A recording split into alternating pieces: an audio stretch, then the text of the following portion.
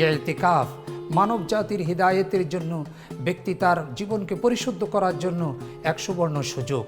রাসূলুল্লাহ সাল্লাল্লাহু আলাইহি ওয়াসাল্লামের আদর্শ অনুযায়ী শেষ দশকে ইতিকাফে নিজেকে নিবিষ্ট করুন এবং ইতিকাফের পরিপূর্ণ সওয়াব পাওয়ার জন্য, লাইলাতুল কদরকে ধারণ করার জন্য ইতিকাফ পরিপূর্ণ এক নিয়ামক।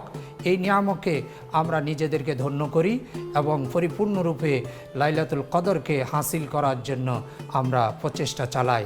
আল্লাহ সুবহানাহু ওয়া তাআলা আমাদের সকলকে শেষ দশকে ইতিকাফে নিজেকে নিবিষ্ট করার জন্য কবুল করুন, বলি আমিন।